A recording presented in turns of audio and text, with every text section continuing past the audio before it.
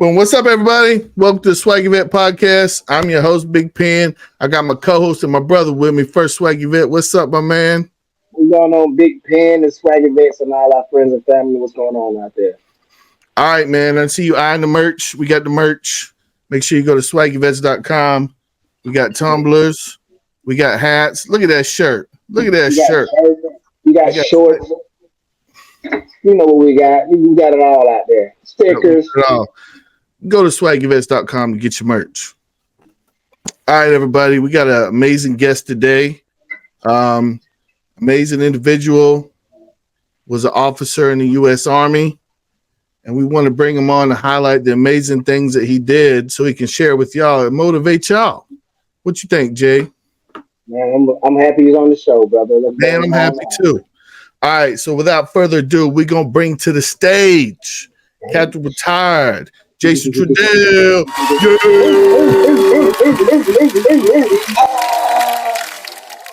Let's go.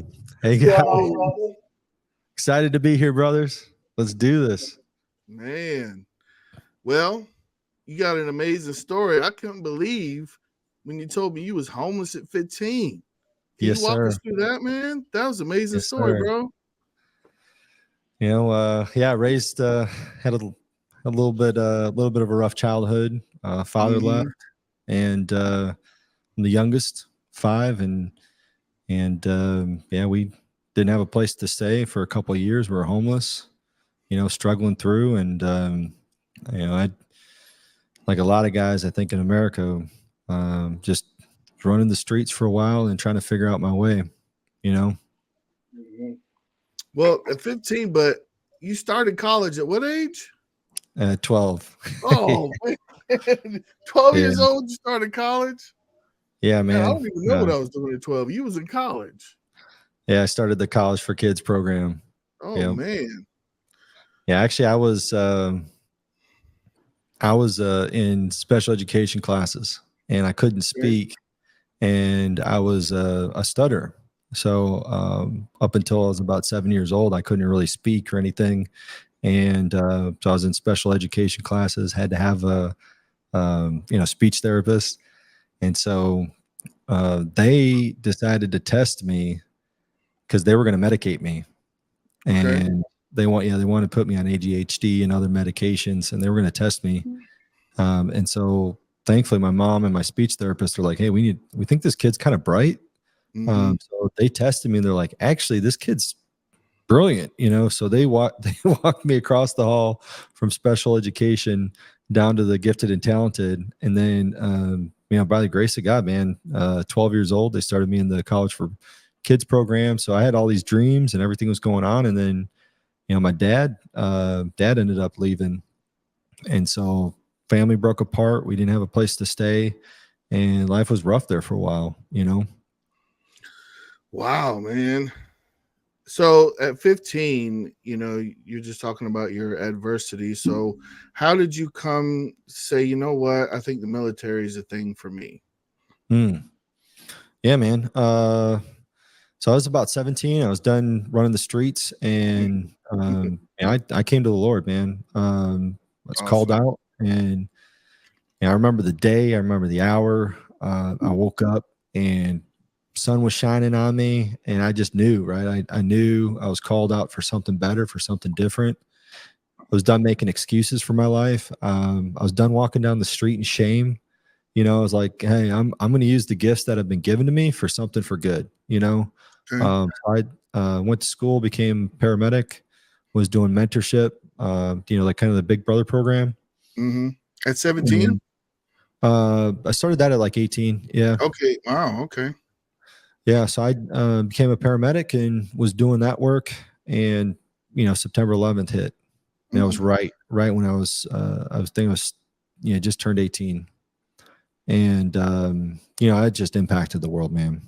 Absolutely. And so I was, doing working for the ambulance, doing all that. And we had medics that were offered over $150,000 to go do 6 months as civilians.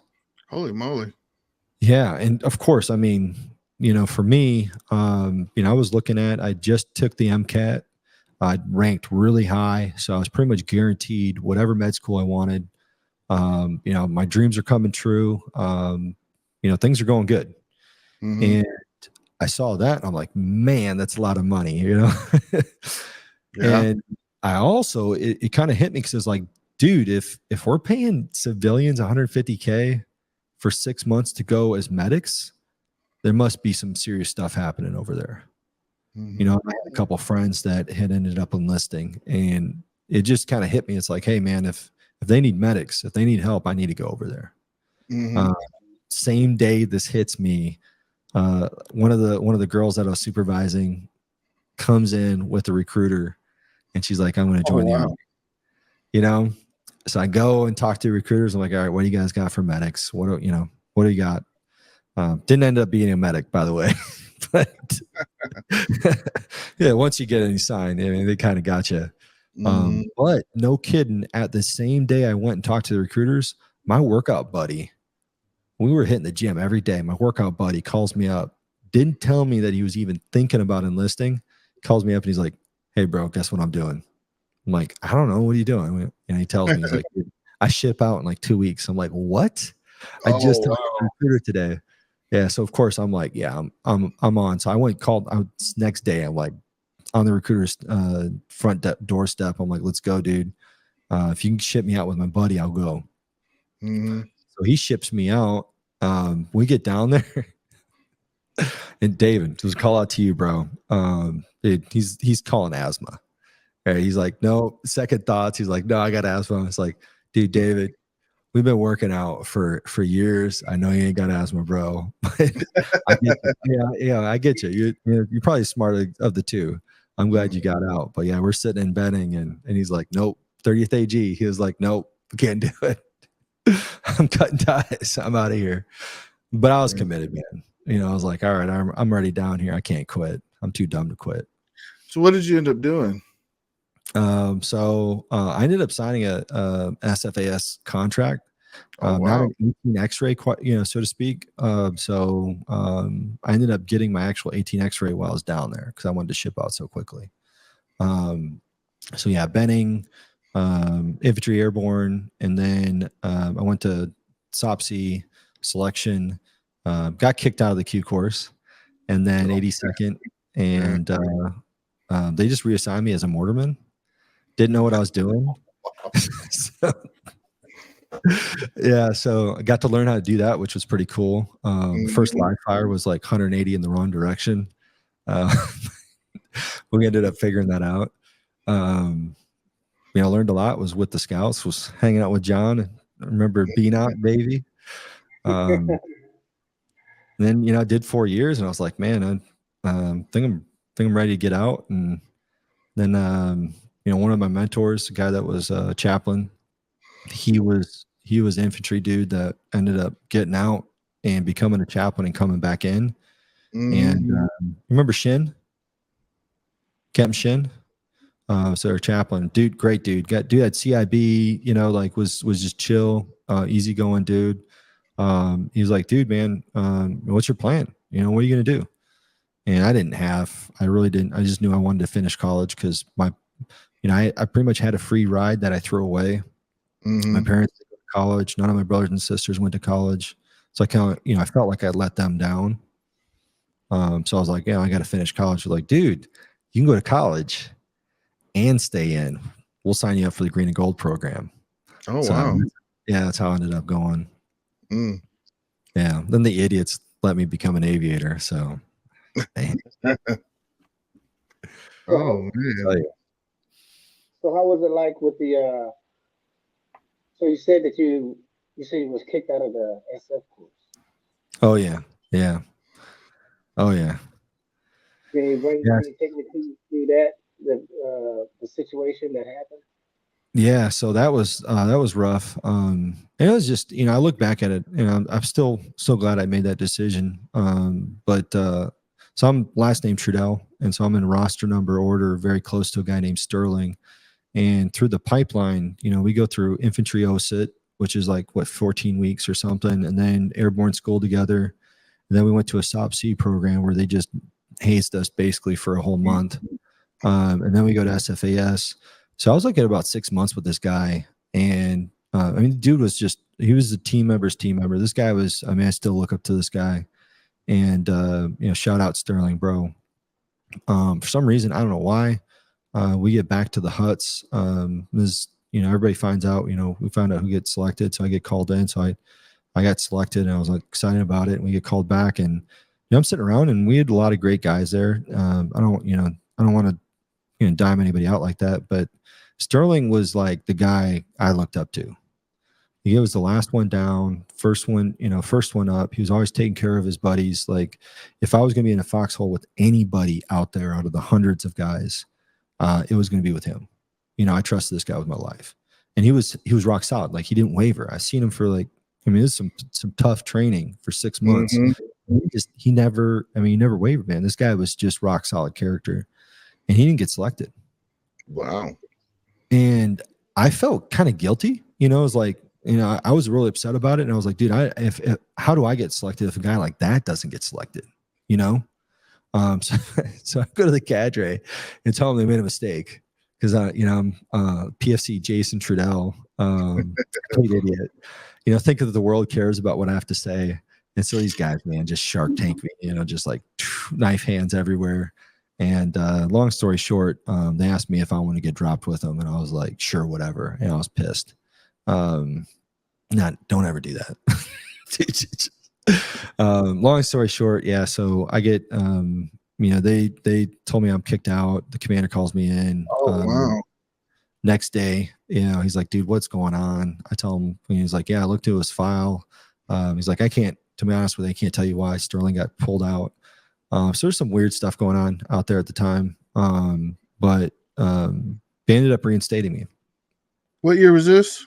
This is 05. So they reinstate me, and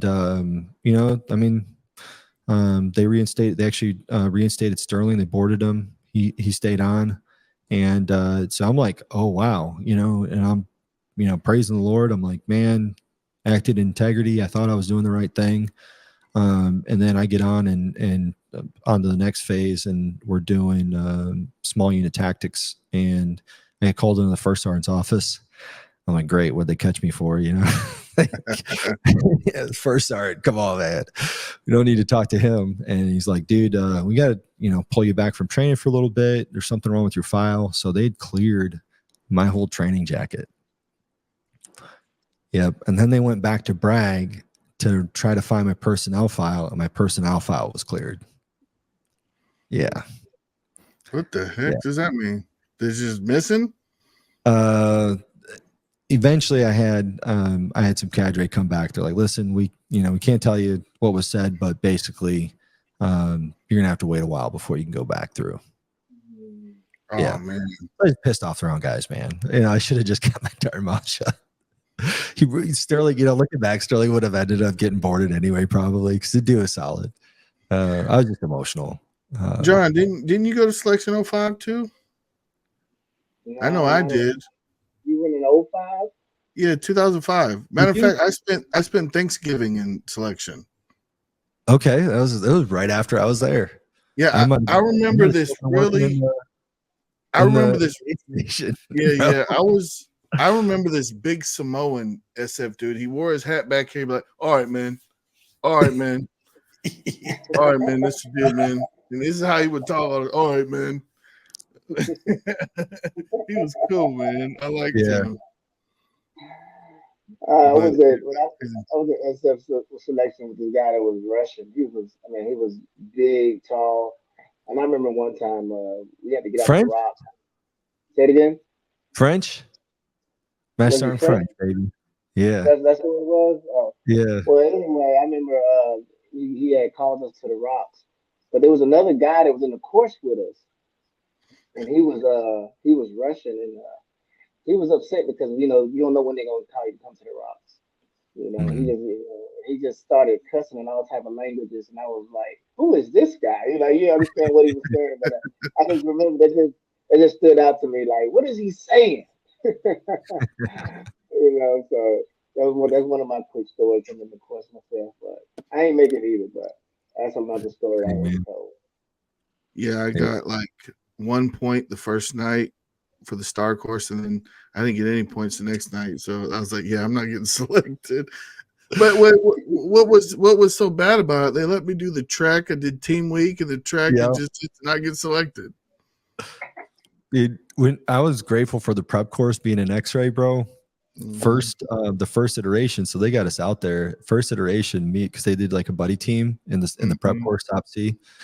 Me and my buddy, dude, we were like 6 hours past that decks. They're out looking for us. We were so lost. It wasn't. Yeah, that was like first and second time. It wasn't until after the second time we had this guy. It was actually a medic. He was a Delta. He gave us a class. Wow. He's like, dude, you see this? Take it, throw it away. And he just gave us the common sense. He's like, dude, just look for the super Walmart, look for, easily identifiable stuff. And it finally clicked. So I was like, okay. Yeah. It's good to have a good instructor. Oh, absolutely. 100%. Yeah. I found the Jurassic Park point. That's about it. I don't know how I found that. Found the 10K wide draw that they have out there. Yeah. It's nasty. Like all the world's children and missing socks are hanging out in there. Just a big pit, just a big black hole. So they end up sending you to the 82nd? Yeah, no, they took good care of me. I stayed out there for a while and I worked at the aid station. I actually asked them, I was like, hey guys, I'm ready to move on. I want to deploy. I want to do something. So they gave me promotion early because I was SOP C. So they gave me specialist early. Like they hand carried me to the sergeant major. And so they went ahead of me and took care of me. Like they visited me in reception. So like, yeah, so I had a bunch of Green Berets like that were supporting me, and these guys, they help mold me and shape me. And they, that's the one thing about that community, man. Those guys really took care of me. And, they while I was there and working in the aid station, they put me through the line system or the combatives, the old school combatives program as the instructor course. I get to help out there, teach and cadre the land nav course, the star course. And, they just, they poured into me. I was hungry and they were good dudes, guys that I was out there hanging out with. Yeah. Man, that's awesome. Oh yeah, anytime you got a bunch of solid dudes come up and they went straight to the to the sergeant major. 473 just stood up. They heard about it. They're like, it's supposed to be a RISTA unit. It's going to be high speed. It's going to be great. So they're the ones who recommended it. Hand carried me, and then so I was a brand new specialist. Get it, no experience, straight from basic to to over there. Worked at the aid station, and which wasn't my job at all. And then got handed off to the 82nd. And when they did that, I was immediately put into a squad leader position. Oh. As a specialist. So, they really set me up. This was with 473? Huh? This is with 473? Yeah. Yeah. Was it Sergeant Major Clemens at that time, or who was the Sergeant Major? It was before Clemens. Oh my goodness, what's his name? He's gonna kill me, man. It was before Clemens, man. He was from Wisconsin too, man. My NCO board was gangsta. So like, I don't have any questions for you. Then the last one, Sergeant Major. Oh man, how do I forget him? I feel terrible, man. Dude was looking out for me too, man. But yeah, we had some good leadership. So you went 473, and then you said you had went into a Maria mission, disaster relief. Yeah, I was there 473 for a while. I did not do the Katrina mission with them with the 82nd. I ended up doing disaster relief. That was later on in my career after I went back to selection. Dude, after I broke my back. But yeah, I ended up going back to selection, got picked up PSYOP. And so we're sitting in, I just got orders for my unit. out of the Q course. Was trained in Russian, did all that. And so I show up and they put me in like a support battalion. So I'm like, all right, whatever, just do what I got to do. I got this. And out of nowhere, I think it was like within a week after I show up, they're like, hey, dude, let's go. You got your GTCC. All these hurricanes were hitting. So they're like, yeah. So we spun up the birds and we had I had a good day of preparation, but Hurricane Maria hit down in Puerto Rico. That mission changed my life, bro. That was something else because I had aviation experience before that. I was a flight commander, did all that stuff. So I had some experience on my belt, leading through a few deployments, both as an officer and enlisted.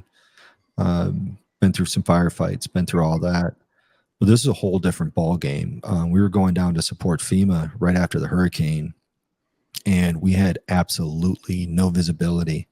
The director for FEMA couldn't communicate with us. DC had no clue. USASOC had no clue. So we're kind of just prepping based off of right before that Irma had hit. And it was like the third one, like back to back to back. So we had teams after, I think it was Matthew. They were down in Texas and Florida. And then Irma hit. So we already had guys that were down there for like a Cat 3 that was just like 2 weeks ago. And then they're down in the Virgin Islands. And then a Cat 5 comes out of nowhere, just devastates the whole island of Puerto Rico. So we have no visibility. And I'm like, okay, so I'm in the chute. They put me on. And of course, everybody's looking. I got all this chest candy and all this stuff. And so they're looking at me and they're thinking I have a clue what I'm doing. It was a whole different mission set, bro. And I'm like, all right, we're going to go work for FEMA, I guess. And so they got this DISCA manual, Defense Support to Civil Authorities. And like literally I'm reading the back of a C-17 on the way down there. And I'm talking to the team sergeants. I'm like, hey guys, I don't have a clue what's going on here. I don't know what to tell you. Other than we're going down there. And it was like the last hour before we went wheels up. We were out at the flight line getting ready to jump onto the C-17. And they got a mobile cell tower up down there. So I finally was able to get through to the director, her cell phone. And the first person that answered the phone, they're like, hello, I don't know. I just got here. And I'm like, yeah, I'm looking for so-and-so. And then they gave me to a guy named like Bob or something. He's like, let me put my sandwich down. I'm like, what's going on? Is the director for FEMA down there? Like, what's going on here? And then somebody else, they're like, yeah, one moment, we got you. And so I told her, it's just, hey, ma'am, this is Captain Jason Trudell with the United States Army. We're coming down to help. And she just broke down into tears. She just started bawling.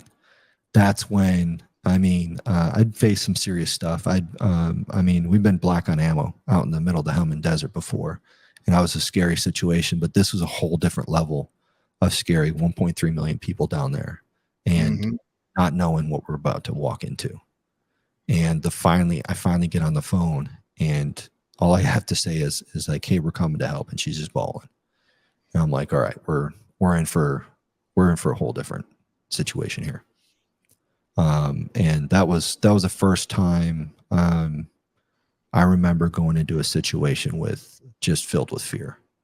We had a little task force. We had 42 guys that I was taking down there. I had to lead them. Had no clue what kind of mission set. Had no clue what we were about to run into. And the one person who could clue me in or give me some sort of some sort of battle prep, she's bawling. So. Yeah, that was a whole nother situation. Yeah. And of course we got down there and these teams that we had and those team sergeants and the teams, they really rocked it. They made a lot of stuff happen. It was amazing. It was amazing to be with such professionals and to see them do their craft and just take care of people and really put themselves out there. I will always remember, some of those guys. And when we left there, because we were only there for 60 days, we left there, all those team sergeants, they were just volunteers. They're like, listen, we're not ready, sir. We got, there's still a lot of people here suffering. Yeah. You know, it's a lot of the guys, they put it this way, said they finally felt like they had an opportunity to really help people, you know. Were you guys it? Was there anybody coming after you guys, like relief to take over, or was it? Yeah, there was a lot of resources that came down there. So man, we were down there for about 4 or 5 days, and we started getting some reports back. You know, teams are starting to get out. We're starting to get some reports of what's going on, and some ideas of body counts and devastation. You know, this is Cat 5 just read. I mean, there was a bamboo forest that was just shredded out there. I mean, the power of that thing. And you know, that's when I started realizing this is way over my head. You know, this is something serious. And you know, they were just starting to pull things together. They were still trying to organize the response with FEMA and a lot of the federal agencies. And yeah, I was still pretty scared about the whole situation. And my mom calls me up. She's like, "Oh, Jason, I'm so proud of you down there," you know, and she's telling me that. And she hung up the phone, and I just started bawling. I was so overwhelmed, you know. I was like, man, there's 1.3 million people down here on this island that are suffering. I have no idea how to help them. I just cried out to the Lord, man. I was like, dude, I need help. I don't know what to do. I need help. Get this random phone call right after it. And I didn't even know at the time, I didn't know SOC North existed. You know, so this guy calls me up. He's using an alias too, by the way. Calls me up. He's like, "I heard you needed help." And I'm like, "Wait, like what? Yeah, what's up?" Yeah, it was literally, I'm bawling, you know, like, "Lord, help me." And this guy calls up, "I heard you need help." You know, and this is like director of operations. Guy uses an alias, and but he's he's pumping me up. He's like, "Hey man, listen here, Captain, you were selected for a reason." You know, he just pumped me up. He's like, "You got this. Whatever resources you need, we got you. The whole of the United States military and you know, the whole of the United States is behind you." And I'm like, "Okay, yeah, we could do this." He's like, "All right, you're gonna get some phone calls." So I got like generals calling me up. I had CEOs calling me up after this, and like things just started coming in. And they're like, "What do you need?" I'm like, "I don't know. Just send everything, you know, like we got this. Like, sounds good. Send it, you know, just don't know where we're going to put it. Don't know how we're going to organize it. Just send it, you know?" And so all of a sudden, man, we had, you know, literally we had Marines, we had National Guard, we had Navy, we had just everything just started flooding the island. And it was amazing. Yeah, man, that's awesome. And I got this great award for all the work there. I was like, dude, I did nothing. We had some amazing team sergeants. You know, I barely kept them fed. Okay, you know, I got some reports that I set up. You know, yeah. Well, that's good. Without reports, people can't really know what's going on fully. So yeah. And speaking of that, so yeah, we had a lot of stuff going on down there too. Some sabotage. We had a lot of that going on. You know, it was terrible. We experienced a lot things that I never thought I would see. People deliberately sabotaging the mission because of political reasons. And really? Yeah. And so I made the phone call, and I'm like, "Hey," you know, I was talking with some guys, and I was like, "Hey, this is a situation. We need some help." And their response was, "Put it in your report." And I mean, being a field guy, you know, being out on mission, if you called up directly to your commander or, you know, to hire, and you're like, "I need some help," and they say, "Put it in your report," that's basically, "Shut up, we'll get to you later." Oh man. You know? And so that's what I felt. You know, I'm like, "Hey, no, I'm trying to tell you that we got some serious problems going on here." And they're like, "No. What I'm telling you is put it in your report." Everybody is reading your reports. Yeah. I'm like, "Oh, okay. Oh, okay. That's what you're going to tell me? All right. I'm going to put it in my report." Like 3 pages later, I'm like, "And then so-and-so and so-and-so, and this is happening. And he ain't got no nipples." You know, I'm writing it all in there. I just like, I send it up, and I was just like, okay. And I mean, we had a response. So I had agency, I had deputy chairs sitting waiting for me and flown down that night because of what they saw in that report. So I'm meeting with high level government officials specifically on some challenges that we're running into down there. And I was like, okay, wow. The response was real. And like we weren't able to get some special equipment down there. They ended up sending at the time, this is it was like Air Force 2, bro, to get our equipment down there. It was amazing to see some of the stuff that was going on. All right, so you went from you was in the relief mission where they gave you everything you needed versus when you was deployed and you went black on ammo. It didn't come as easy, did it? in that situation.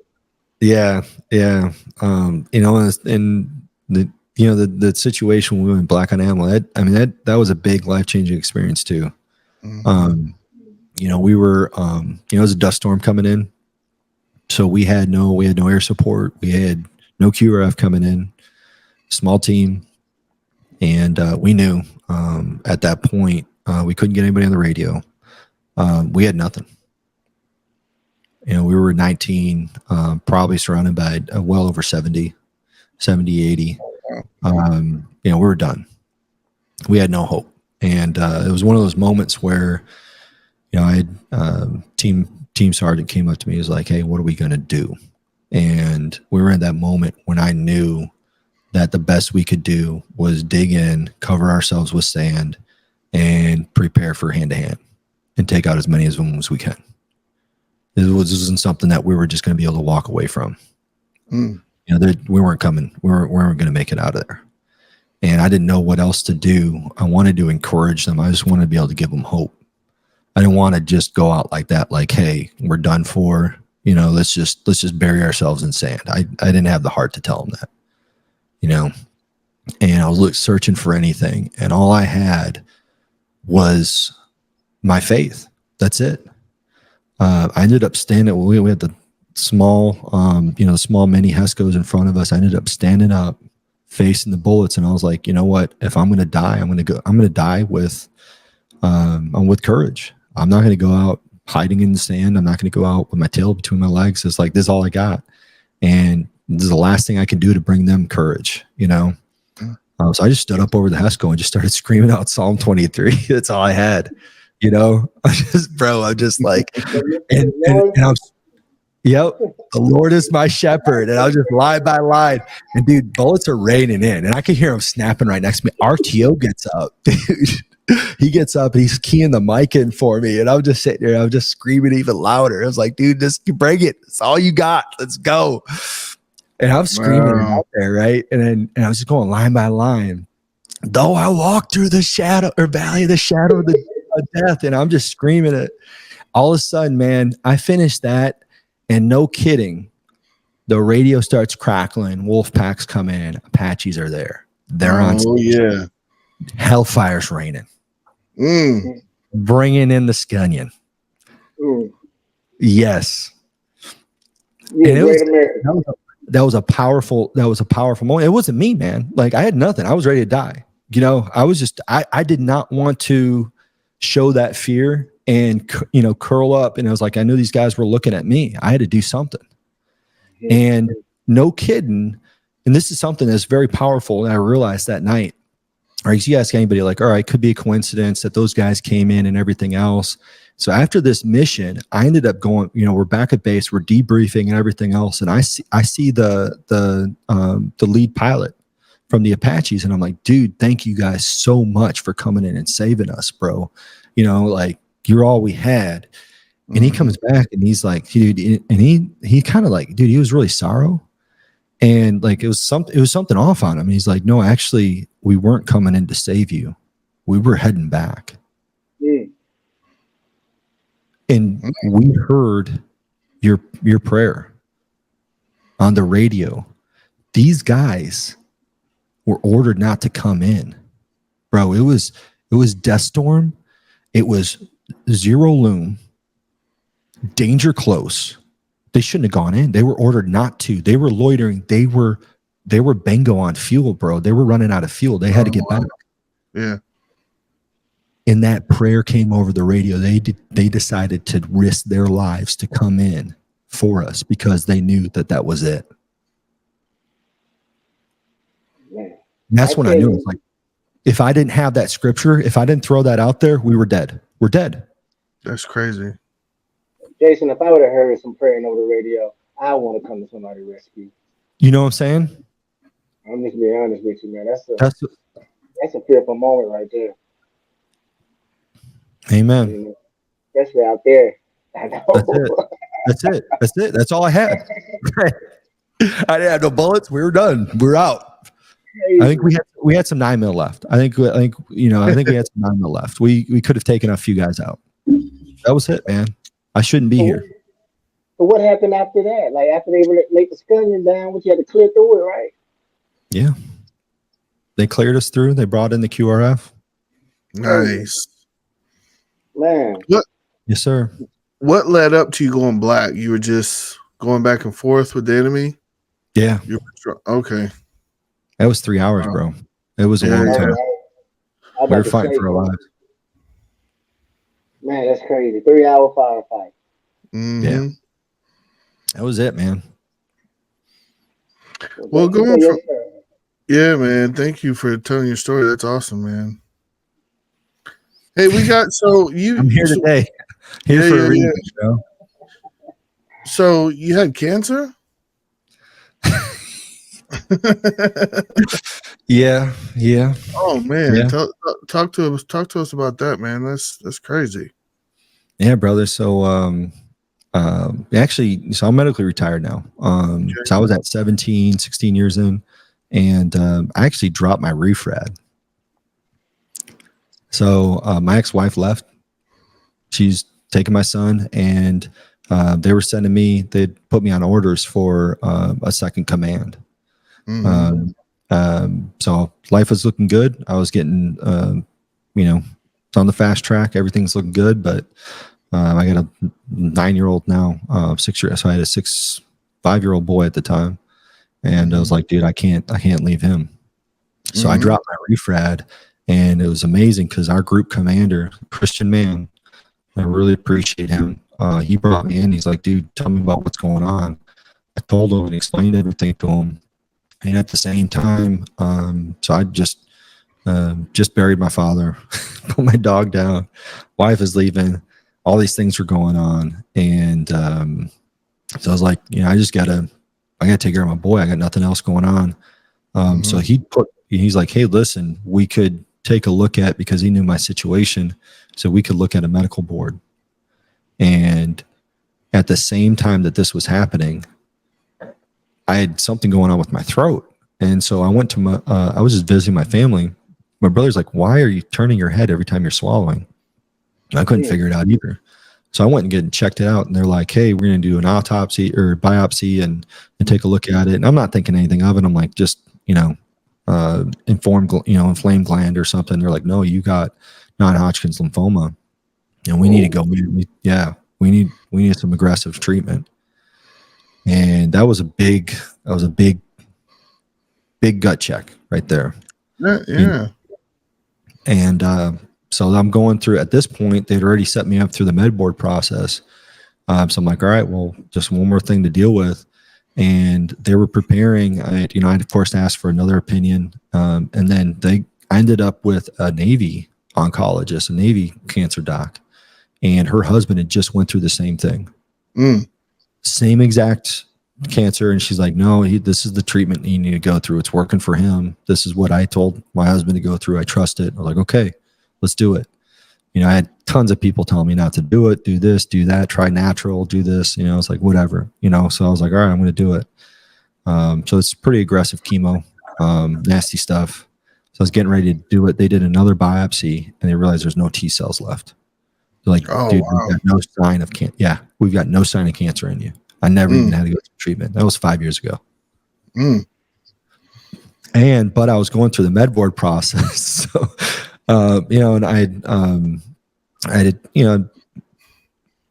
been shot. I had a lot of issues. I'd broken my back from a hard landing. So I had a good medical history, and I did not expect anything getting out. I was like, maybe, I might hit that 30, I think it is, where you get medical insurance. So I remember talking to the doc, because we know a lot of guys. Remember Dula? Dula Shani, we knew some guys that have been through some stuff, and I didn't see myself as needing a lot of help. But they told me, and I talked to the Pebble, they call it, the basically Pebble, social worker or caseworker that I had. And I was like, listen, ma'am, I'm not trying to make any money. It'd be nice if I can get some insurance or whatever else. And she's like, oh no, hon, we're going to take good care of you. It's like, you served. And I was like, whoa, I was not expecting that. I was expecting to be dealing with, a lot of resistance in that process. But, the community really took care of me. And I've heard a lot of leaders put it this way. They're like, hey man, even if you don't deploy, all these guys, I have a lot of respect for anybody who's signed up their life. I'm going to give my life to my country. And even if they're just training, man, even if they're going through, especially what's going on at Fort Bragg, jumping on airplanes, doing all this stuff, man, they're putting their body to the test, we got to take care of them.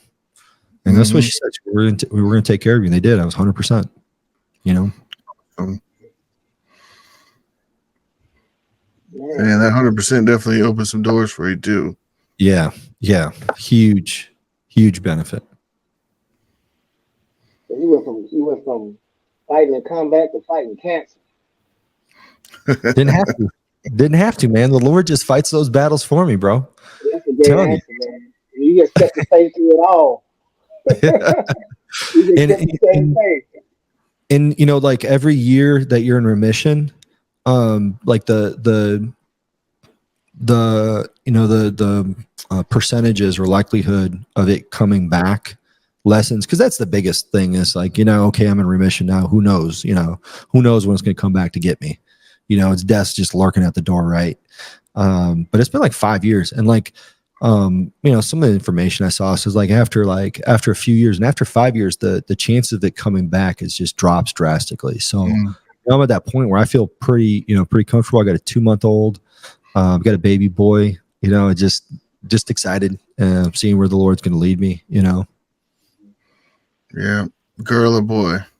Boy. Okay, she got 2 boys. Yeah. Oh man, I got 3 girls and 2 boys. Yeah. Yeah, kids are amazing. Yes. So then, when did you start your ministries? Yeah. So I knew, after that deployment, it was a game changer for me, man. I knew like, hey, the Lord's got me here for a purpose. That's where I was going to church. I was saved at 17. So I was going to church and doing all that, but I wasn't on fire. I wasn't really dedicated to doing the Lord's work. And for me, it was like, hey, if I'm here, I'm going to be here for a purpose. Right.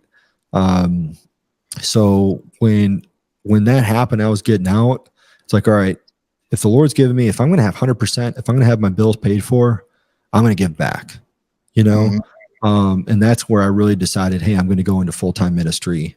I've always wanted to do missions work. That was one of the biggest things. Like, hey, if I was going to be a doctor, I can go anywhere and help out with, medical missions. And big thing with the military, it's like, hey, that can set me up to where I can do missions work anyway. I've always looked up to those guys like, dude, going and risking your life for your faith and not going, armed with a weapon. That's bold. That's some crazy, that's some cojones right there. But I always looked up to those guys, and and that level of faith always resonated with me. It's like, man, they have this conviction and this courage and this boldness where they're not afraid. And I never thought I could be that person. And I was amazed to see, for my own, you put me in that situation without God, and who knows, I'm full of excrement or whatever. I filled my pants up, like you just don't face that and walk away with that, as a human being. So yeah, I started the ministry, and, I got out in 20 when I actually got out, all the COVID stuff was happening. And we saw what happened in Afghanistan, the pullback out of that, everything that was happening with COVID, the whole country, man, was just unraveling. They were kicking guys out left and right, out of the military. And it's just, everybody's fighting. And man, it's like, we got to do better. This is not the country. This is not what I put my life on the line for. You know, it really, and I think for a lot of guys, man, that time in America, more than any other time in my life, it really bothered me. You know, I'm okay with going overseas and fighting wars, but I should not have to worry about what's going on, you know, and fighting and bickering back home. That really, it really bothered me. And it's like, you know what? We need Jesus. We need Jesus. There's got to be a better way. You know, and that's when I was like, if I'm not trying to promote this, what am I going to be doing? And that was it. That was it for me, you know. How do people, how can I put this? How do they react when you like your ministry? Where do you ministry at? Like, how does that go? Oh, so I've done a lot of disaster work as well. So after tornadoes in Kentucky, I've been out in Ukraine, serving out there. So everything kicked off in 20 right when I got out. And that really bothered me as well. You know, I was trained in the Russian language through special operations, and the response has been amazing. That's good. You know, I've and this is the big, like, because it is challenging, right? Like it is, you know, like, you know, what are people going to say? What are people going to think? You know, there is always that question in the back of your mind. This was a powerful moment for me when I realized that I can't change anybody's heart. I'm not convicting anybody of whether God's real or not. You know, if they can't see it in their own heart, if God's not calling them to understand that, you know what I mean? Like, and that took a huge weight off of me. It's like, dude, I don't have to do anything. We'll go out and just pour into these people. You know, if they, you know, just pour into them, show them the love, tell them the truth. You know, if they take it the wrong way, they take it the wrong way. I can't change that for them. But I know who I am. I know what I'm, you know, I know what I'm here for. And I've had amazing responses. I've had nobody like just angry with me. You know, I've had some people kind of, you know, snarky, you know, making fun of me, where I kind of find out later, I was like, wait a minute, they were kind of just making fun there. You know, like they actually didn't care what I had to say. But nobody was like, you know, coming at me like, dude, you know, you're a terrible human being because you believe in Jesus, you know. You know, I've had, you know, I was down after Hurricane, I think it was, Ian, I don't know, one of these down in Florida. And, you know, I was, you know, out there doing the work and just trying to pour into some people. And I had a young woman who came up, and she was obviously, you know, living on the streets for a while, probably involved with some drugs or something. She started this argument. She wanted to get into it. And, you know, I just try to show her grace, man. And, you know, you realize that I don't know where she's coming from. I don't know who she is. I don't know what's going on. And, you know, she's being pretty nasty. And I was just trying to, you know, come at her from a different perspective, you know, and we ended up like just breaking down. It's like, listen, I'm addicted to drugs. Like, I used to read the Bible. I know the Bible, and, you know, I just feel ashamed, and, you know, just opened up to me. And so that was one of those situations where it's like, she could have just been super nasty and everything else. And she wanted me to lash out at her. So she had a reason to be angry at God. She wanted that. And, you know, thankfully I kind of saw through that. You know, I was like, dude, I'm not going to be upset, man. I don't know what you're going through.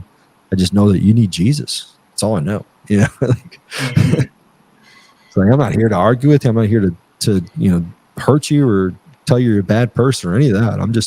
I'm here to help. You know, that's it. That's awesome, man.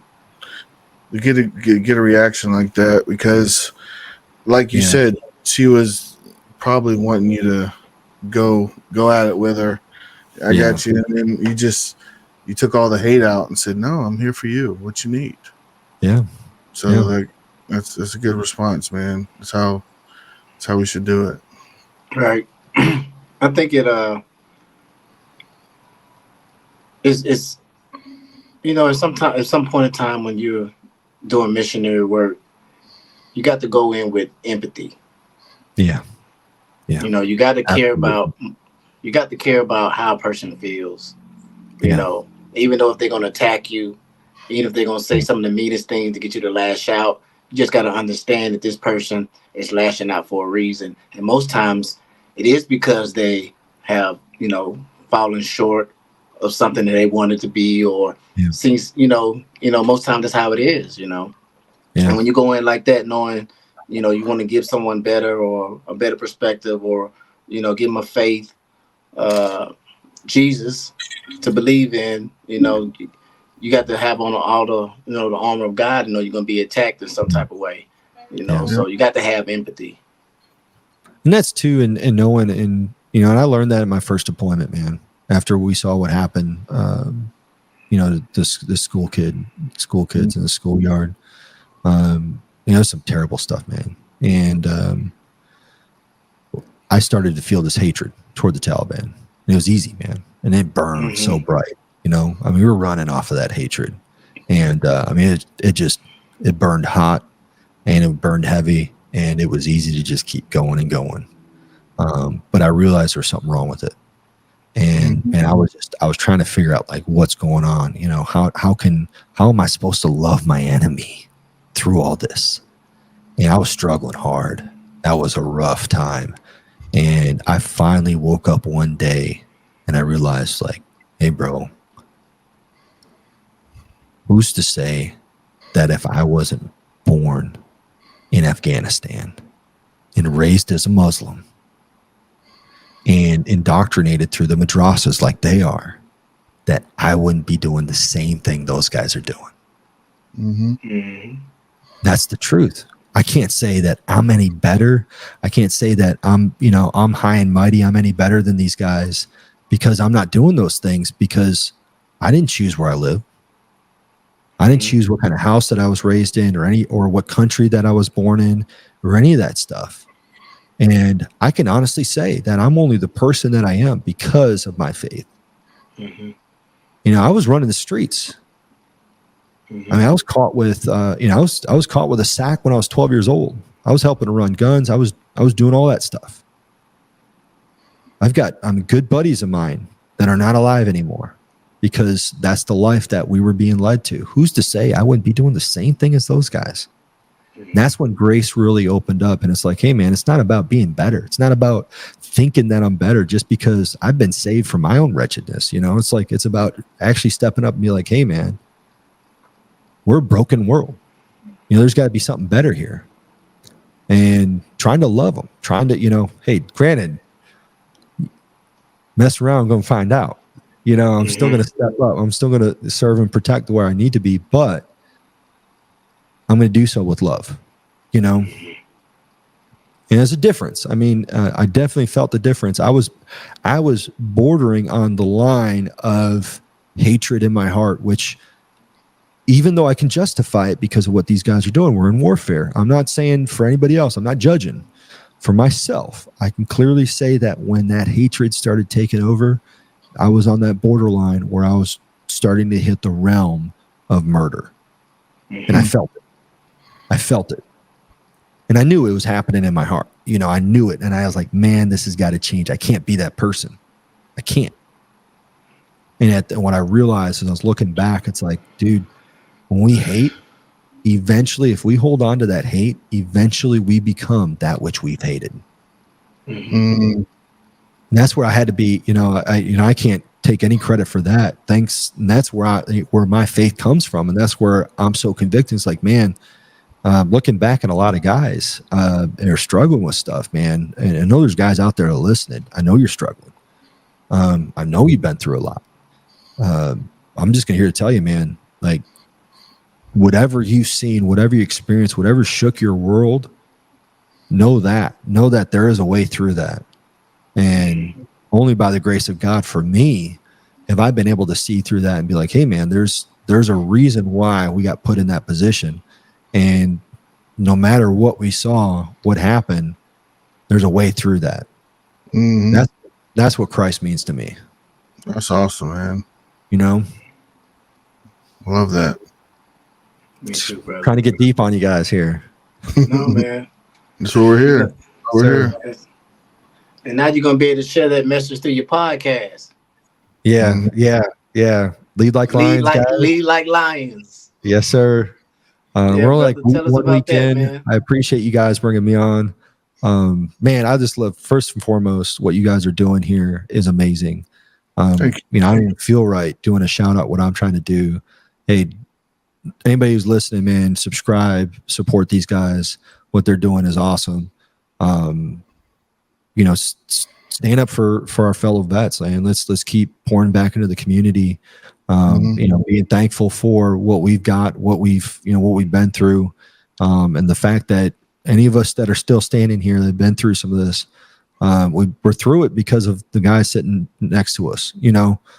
So let's keep pouring back into that. I appreciate what you guys are doing first and foremost. You know, I'm excited about what I'm trying to do with the podcast, but I want to put a shout out for you guys and thank the Lord for you guys. Man, we sure appreciate that, man. Big time. Thank you for you too, brother. Yeah, Cosby, you know, Darvin up there talking about ham bone, dude. Yeah. I remember, like, it was the 5th time. And you're like, dude, don't even, like, what are you doing even going back out to Zormont, ham bone? He's like missing a pinky, showing back out there, you know, like, you know, just talking, you know, experiencing this stuff and talking about it. It's like, you know, we can see we've experienced, a lot of guys, you know, what we've experienced some of the best and some of the worst in humanity. And, you know, what I enjoy about your podcast and what you guys are doing is reminding of what we stood up for, and what we fought so hard for, and what we poured our blood, sweat, and tears into. And that's for our love for our brother. And that's something, man. So I appreciate what y'all are doing. If you want to subscribe, listen in on Lead Like Lions. I appreciate you. Absolutely. But support these guys, man. You guys are ready. You guys are crushing it. I appreciate that. Excited to be on here. But yeah, we're you know, I'm just trying to lead, you know, specifically for young men, anybody seeking for purpose. And, you know, I'm just talking about some truth, man. The way I see it is, you know, we've got a lot of issues in this country. Everybody does. The way I see it is we need to get back to pouring into our young men. That old warrior mentality of, we're going to take care of our own.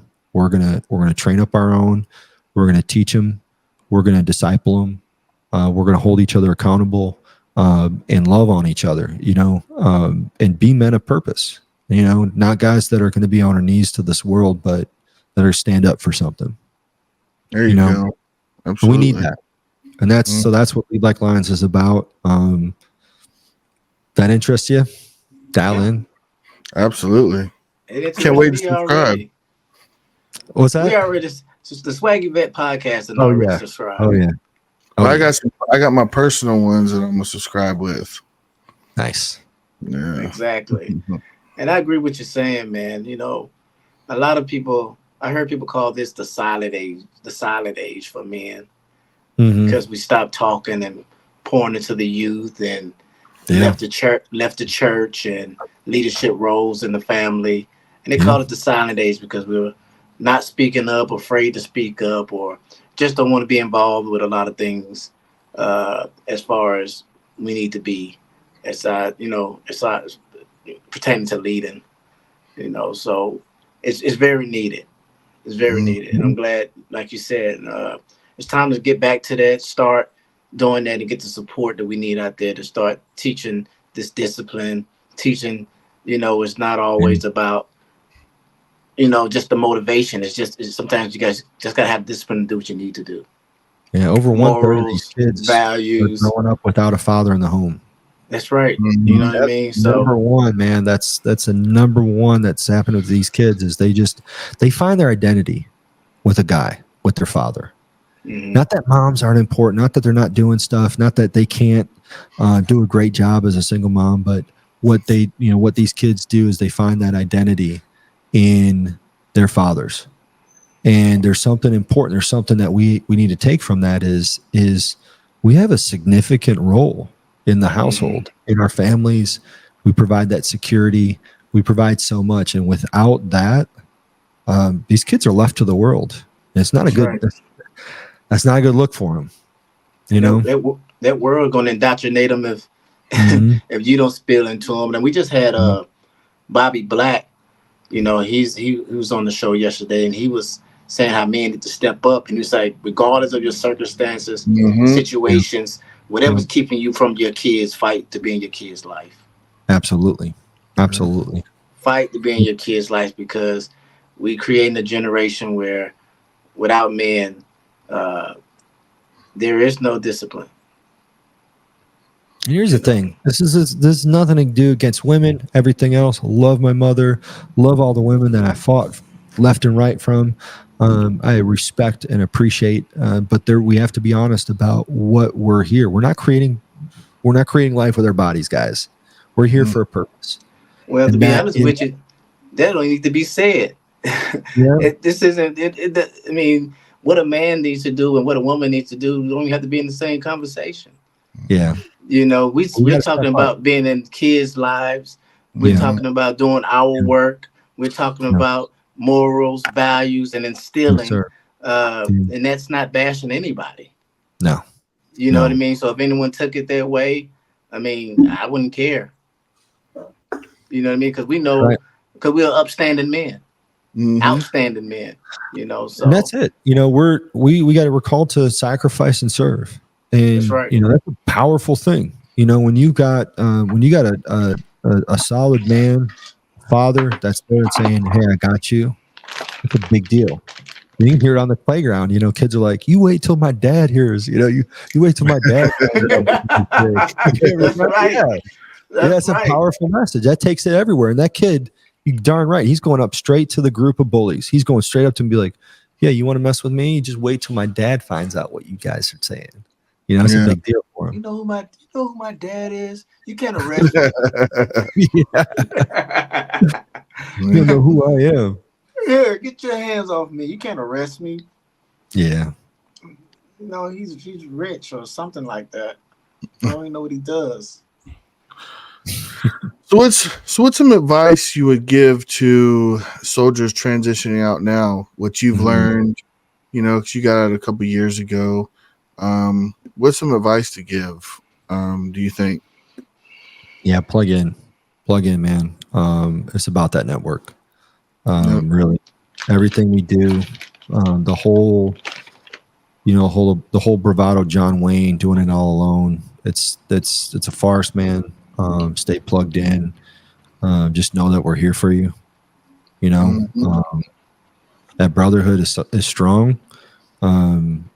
Even if you don't feel it, you don't know it. I'm telling you, I would lay down my life for you again in a heartbeat. We're here for you. So reach out, man. Don't try to do it alone. You can go a lot further in a team. You won't charge that hill on your own. Don't try to go at it alone. I will tell you this. One of the best things that I did when I got out was go sit on somebody's couch and decompress.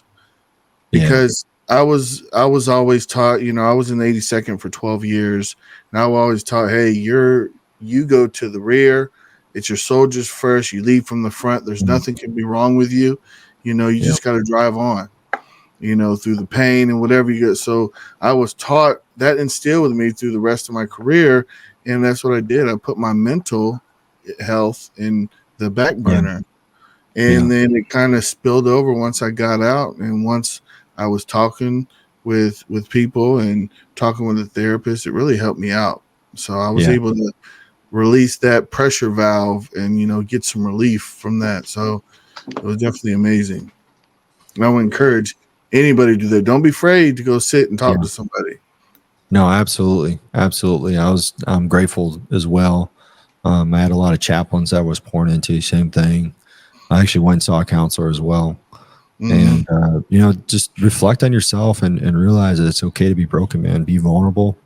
And if you don't have, if you don't have those guys that you can be vulnerable with, seek them out, you know? And it's just about being just about being the truth and knowing that you're not going to be alone. I can guarantee there's nothing you got going on. There is nothing that is, you know, happening in your head that somebody else is not dealing with, you know? Okay. I think Absolutely. that's one of the best things you find out. For me, I saw a therapist, personal, also inpatient care, Mhm. dealing with Yeah. multiple people in the room, and the best thing you can find out is that you're not alone. Yeah. You Mm-hmm. know, and when you can see other veterans and you can see what each and every one of them is going through, you can ask yourself, man, is that me? Because Yeah. if it's not, it's going to be you. Yeah. You know what I mean? Like you don't want to be disgruntled. You don't want to be upset. You don't want to be angry. You Yeah. don't want to be, you know, angry at the past. And it's still affecting you to this day. Someone told me a lot of. I remember I heard someone had said in a meeting that I think they said they were, you're still fighting nightmares. Mm. You know Mm. what I mean? Your Yeah. thoughts are still, you know what I mean? Your thoughts are still there conquering you, it's in the past, And I know it may uh, sound easier to get rid of, but that when someone could tell you out in your face and just put your fears in front of you, then that's when the best time to stare it down and walk through it, and Absolutely. realize, that you're still all haunted by your past. And that's what's stopping you from being, this open person, from not being so closed off, from getting rid of your anxiety, or to step through that to be that new version of you. You Absolutely. know, you Absolutely. know. And it's a struggle, guys. I can tell you about all this faith and all those times when I've been able to just face adversity, praise the Lord. But I still struggle every day, man. I got to wake up and remind myself, hey, man, I'm here for a reason. I've got breath in my lungs, and I'm here to put it on, and keep walking through this thing called life. And I appreciate my brothers and my sisters out there and all we can do. And that's what led me to missions work. It's like, hey, uh, I've got a reason to be here, and I just want to pour into others. And I think it's one of the greatest things about our community is we have dedicated, highly trained, too stupid to quit, motivated, a group of individuals, and then you give us a paycheck, and so we're not, we're not hungry, we're not that hungry, and we get poured into, and we can do a lot of powerful things. Whether it's that business you want to start up, whether it's just volunteering and pouring back into your community, taking care of your family, taking care of your kids, making those memories. Whatever it is, man, don't worry about what's going on in the past. Just think about, hey, what do you got in front of you for today? Mm-hmm. That's a lot. I mean, and if you don't got anything, just call me up. We'll collab on the podcast. We'll do something. We'll figure it out. Absolutely. We're in Man, this together. one thing you said was every day. One thing I had to struggle with was, you know, for me, I would say I wasn't just born with integrity. I choose integrity every day. Yeah. Even to this point, Come like on. I can easily be mischievous, devious, Yep. be that angry person, but I have to choose integrity every day. That's right. And that's where you get stronger when you realize and be attentive about making an honest, right decision, loving your neighbor, like you said, doing those things and having the heart to do those things. And that's when you shine. Yeah. Absolutely. I love it. I love how you put that. Yeah. Choosing to have integrity. We don't have anybody breathing down our neck. It's not because we have to. We, and especially, there's a big difference for me, for a lot of guys. Nobody's checking the watch. Nobody's checking you for formation in the morning and everything else. And it's easy. A lot of guys just like, well, I'll just slip into this and slip into that. It's easy to get caught up in that. And before you know it, you're heading down a direction you don't need to be in. And, it's okay. Just remember, man, like, we're all here for you, bro. No matter who you are, no matter what's going on, reach out. You're going to find some struggles. It was a lot easier to be in many aspects. They told us where to be, when to be there, what to wear, told us what to eat, when to eat it. Right. So, I mean, everything was kind of laid out for us. They made it easy for us. And sometimes you're faced with the open world with all these challenges and opportunities as well. It can be overwhelming, and just know that as many challenges as there are out here, there's that many opportunities, And remember, when you face that challenge, that is an opportunity in disguise. Take that hill, accept it, whatever we're facing, just the same way that you did inside. It's just learning to put on your boots again. Absolutely, man. Except for multicolored boots, and they don't fit right. Yeah. You got corn, you got some bad foot fungus and all this other stuff. You're a veteran, right? Yep. Feet throwing up gang signs. Cramping up, trying to get out of bed. It's just man. Where can people find you, Jason, if they want to get a hold of you? Oh man, hit me up I'm on Facebook, Instagram, YouTube. Check it out. Lead Like Lions podcast. The organization that I'm helping to lead is Servants for His Kingdom. We're doing some awesome work out in Ukraine still. Just feeding, bringing the gospel, helping guys out. So you can check us out as well on those formats. And just find me up on YouTube or reach out and let's collab. Awesome. You got anything in closing, Battle? Man, Jason, brother, I appreciate you coming on the show and sharing your story with Swaggy Vets, man. It was an honor to serve with you, man. And I know you're going to do great things because you was a great leader in the military. And I know you're going to be a great leader with everything that you do, man, because you lead with your heart first. I appreciate you coming on the show. Thanks, man. Absolutely. Me also. And you're a man of faith. And you're a man of faith, so I know you're going far. If not, well, at least I can just always look to eternity, That's right. Let's get it figured out up there. Yeah, thanks again, Jason, man.